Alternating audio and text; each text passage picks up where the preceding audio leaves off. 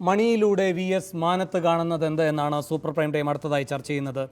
ശ്രീ ഭാസുരേന്ദ്ര ബാബു, VSനോട് അടുത്ത വൃത്തങ്ങൾ സൂചിപ്പിക്കുന്നതും താങ്കൾക്ക് മനസ്സിലാക്കാൻ കഴിയുന്നതും ഒരുപക്ഷെ നിരാകരിക്കാൻ തുനിയാത്തതുമായ ഒരു കാര്യം, VSൻ്റെ ഇപ്പോഴത്തെ നീക്കം മണിയിലേക്ക് മാത്രം പരിമിതപ്പെടുന്നതല്ല.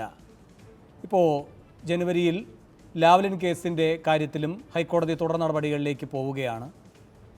വിടുതൽ ഹർജിയാണ് അനുവദിച്ചത് പിണറായി വിജയൻ്റെ കാര്യത്തിൽ. കുറ്റപത്രത്തിൽ പിഴവുകളുണ്ടെന്നും പറയുകയുണ്ടായി. പക്ഷേ CBIയുടെ അപ്പീൽ, CBIയുടെ മാത്രം ഭാഗം കേൾക്കുന്ന നിലയിൽ ഇപ്പോൾ കോടതി പരിഗണിക്കാൻ പോവുകയാണ്. അപ്പോൾ മണി ഒരു കീഴ്വഴക്കമാകാതിരിക്കുക എന്നൊരു രാഷ്ട്രീയ നീക്കത്തിൻ്റെ ഭാഗം കൂടി ഈ കത്തിൽ താങ്കൾ കാണുന്നുണ്ടോ?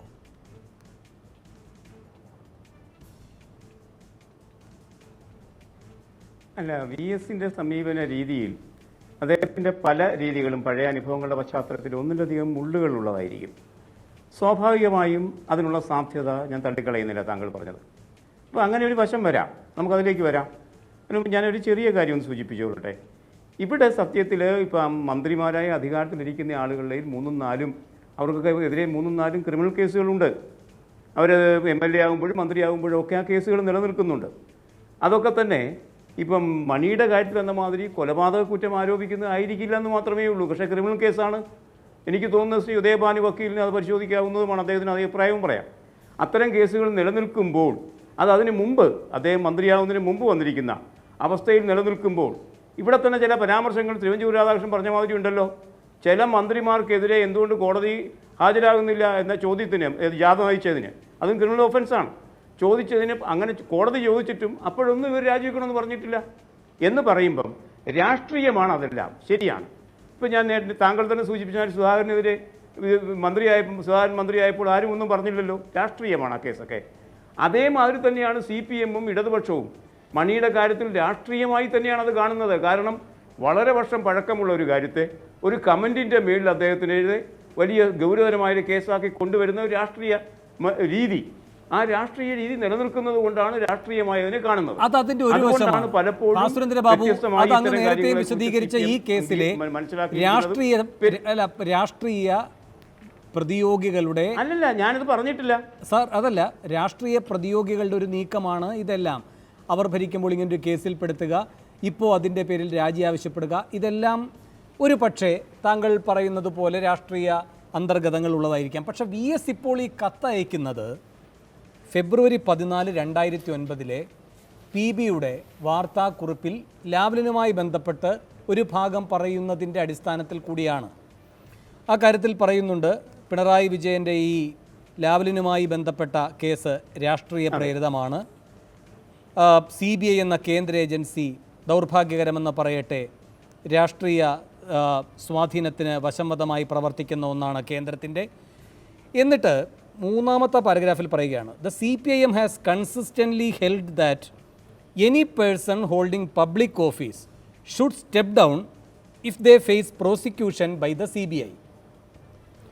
This does not apply to Comrade Vijayan as he is not a minister or holding any public office. The party will fight the case politically and legally if it comes up in court. ശരിയാണ്. അപ്പോൾ CBIയുടെ prosecution പട്ടികയിൽ വന്നാൽ അങ്ങനെ ഒരാൾ പൊതുപദവികളിൽ ഇരുന്നുകൂടാ എന്ന് ഈ പാർട്ടിക്ക് തീരുമാനമുണ്ട്. പിണറായി വിജയൻ ഇപ്പോൾ സ്ഥാനത്യാഗമൊന്നും ചെയ്യേണ്ടാത്തത് അദ്ദേഹം ഒരു പബ്ലിക് ഓഫീസിൽ ഇല്ലാത്തതുകൊണ്ടാണ്. രാഷ്ട്രീയമായും നിയമപരമായും ഇത് കോടതിയിൽ വരുമ്പോൾ ഞങ്ങൾ നേരിടും. മൂന്നാമത്തെ കാര്യം മാത്രമാണ് മണിയുടെ കാര്യത്തിൽ ഈ പാർട്ടിയുടെ കേരള ഘടകം പറയുന്നത്. അപ്പോൾ ഈ പ്രസ് റിലീസോ ആരാണിതിന് വില കൽപ്പിക്കുന്നത്?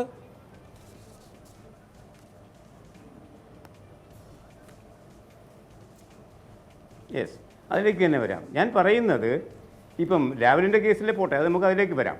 ഇവിടെ വന്നിരിക്കുന്നത് താങ്കൾ സൂചിപ്പിക്കുന്നത് മാതിരി ഒരു കോടതി വിധി വന്നിരിക്കുന്നതിൻ്റെ പശ്ചാത്തലത്തിലാണ് ഈ ചർച്ച എന്നാണ് ആദ്യഘട്ടത്തിൽ പറഞ്ഞത്.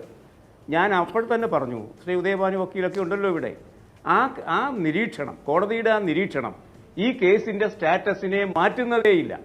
വിചാരണ നടത്തണമെന്ന് മാത്രമാണ് പറഞ്ഞിരിക്കുന്നത്. അതിന്റെ മെറിറ്റിലേക്ക് ഞാൻ താങ്കളെ തിരികെ എത്താം. എന്റെ ചോദ്യത്തിനുള്ള മറുപടി അതല്ലാത്തതുകൊണ്ട് ശ്രീ എൻ പി ചെക്കുട്ടി, രാഷ്ട്രീയമായി നിയമപരമായി ഇതിനെ നേരിടുമെന്ന് മണി പറയുന്നു, ഭംഗ്യന്തരേണ കോടിയേരി പറയുന്നു, എല്ലാവരും പറയുന്നു. പക്ഷേ ആദ്യത്തെ 2 വരികളുടെ അർത്ഥമോ അപ്പോൾ ഇവിടെ ഒരു പ്രോസിക്യൂഷൻ ഏജൻസി പ്രോസിക്യൂഷൻ നടപടികളിലേക്ക് പോകണമെന്ന് പറഞ്ഞിരിക്കുകയാണ് എന്ന് ലാവ്ലിനെ പറ്റി പറഞ്ഞ സാഹചര്യം ഇവിടെയില്ലേ?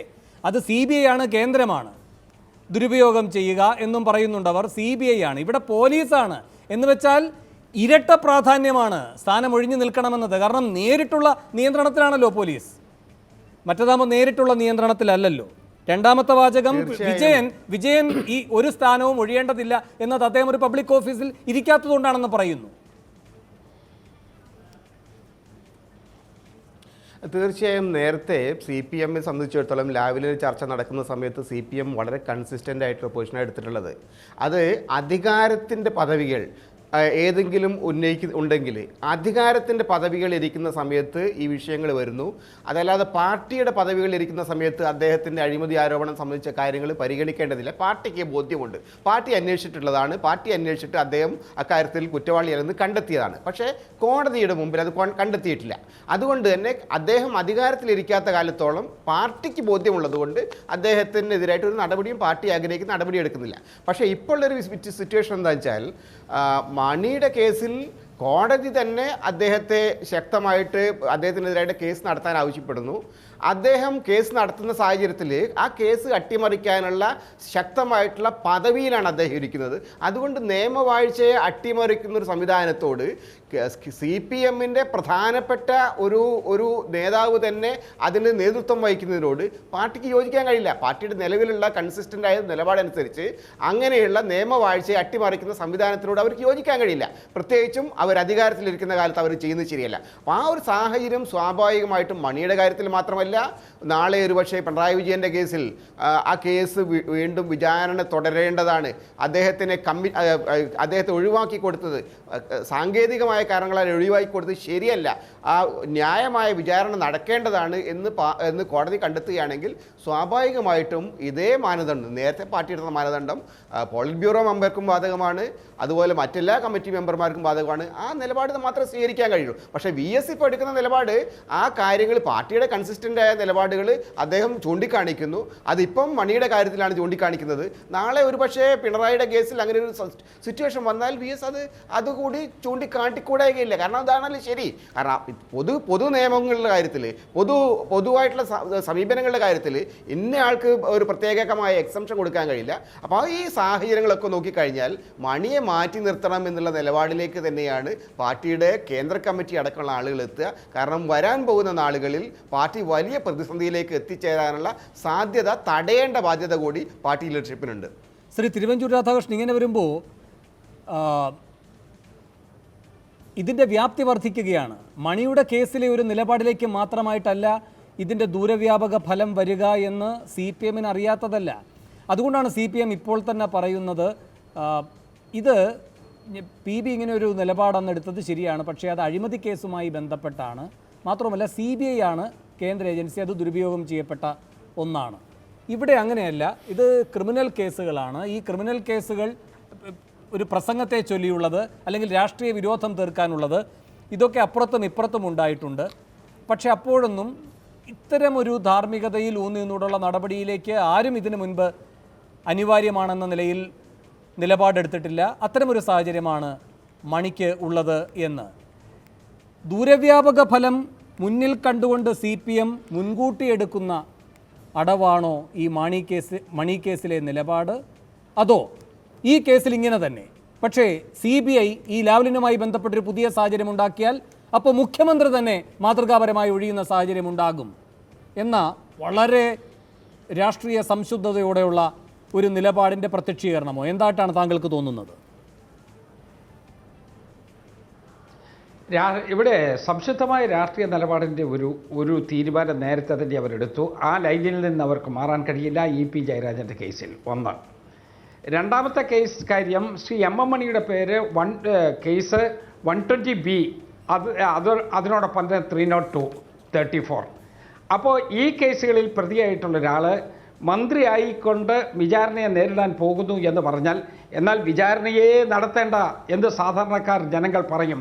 കാരണം ഈ രൂപത്തിൽ ഇവിടെ ഏത് സാക്ഷിയെയും പിടിക്കാൻ സാധ്യതയുള്ള ഒരു കോൺസ്റ്റിറ്റ്യൂഷണലായിട്ടുള്ള സ്ഥാനത്തിരുന്നു കൊണ്ട് ഒരു വ്യക്തി കേസിനെ അഭിമുഖീകരിക്കുന്നത് ശരിയല്ല എന്നുള്ള നിലപാട് വരും. മൂന്നാമത്തത് ലാവ്ലിൻ കേസുമായി ബന്ധപ്പെട്ട് ആ കേസ് ഡെവലപ്പ് ചെയ്ത് വരട്ടെ. ശ്രീ VS അച്യുതാനന്ദൻ ഉന്നം വെക്കുന്നതിൽ ലാവ്ലിൻ കേസ് തന്നെ ഉണ്ടാകാം.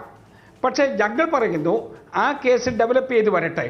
ആ ഡെവലപ്പ് ചെയ്ത് വരുന്നതിന് മുമ്പേ നമ്മൾ മുൻകൂറായി ഒന്നെറിയാൻ തയ്യാറല്ലാത്തത് കൊണ്ട് ഞാൻ പറയുന്നില്ല. പക്ഷേ ഇതിൻ്റെ നാച്ചുറൽ സീക്വൻസ് ആ നിലയിൽ തന്നെ പോകും.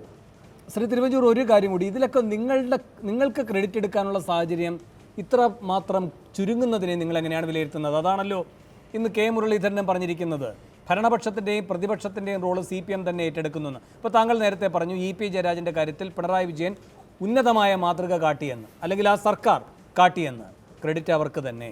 ഇപ്പോൾ ആ മണിയുടെ കാര്യത്തിൽ VSും കൂടെ അവരെ സമ്മർദ്ദത്തിലാക്കുന്നതിൻ്റെ ഭാഗമായി ശ്രീ ചെക്കുട്ടിയൊക്കെ നിരീക്ഷിക്കുന്ന പോലെയാണെങ്കിൽ CCയും കൂടെ കഴിയുമ്പോൾ മണിക്കെതിരെ തീരുമാനം വരും. ഇവിടെ നിങ്ങളുടെ റോൾ എന്താണ്?